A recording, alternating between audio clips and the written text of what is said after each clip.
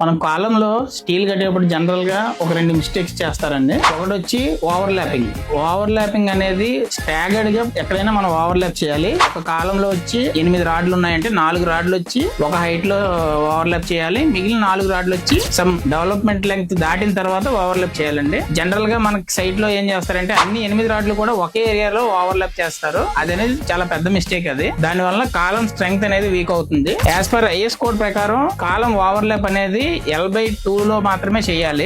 L/2 లో కూడా staggered గా చేయాలి. ఎప్పుడును రెండో మిస్టేక్ వచ్చేసరికి కాలం చిరప్స్ కట్టేటప్పుడు అండి త్రూ అవుట్ కాలం అంతా కూడా ఒకే స్పేసింగ్ మెయింటైన్ చేస్తారు. అలా కాకుండా కాలం దగ్గర L/4 అనేది డటైల్ జోన్ అంటారు. ఆ డటైల్ జోన్ లో మాత్రం స్పేసింగ్ అనేది తగ్గించి కట్టాలి. ఎక్కడైనా కానీ త్రూ అవుట్ కాలము మనకి 6 ఇంచ్ స్పేసింగ్ ఉన్నట్టయితే డక్టైల్ జోన్ కి వచ్చేసరికి 4 ఇంచ్ స్పేసింగ్ మెయింటైన్ చేయాలి. దీని వల్ల ఏమవుతుందంటే కాలం స్ట్రెంగ్త్ పెరుగుతుంది. కాలంలో ఫెయిల్యూర్ అనేది రాకుండా ఉండి బిల్డింగ్ స్ట్రెంగ్త్ అనేది అల్టిమేట్ గా పెరుగుతుంది. కడుతున్న బిల్డింగ్ ఏదైతే ఉందో లైఫ్ ఎక్కువ వస్తుంది. మరిన్ని డీటెయిల్స్ కోసం D2D ని కన్సల్ట్ చేయండి.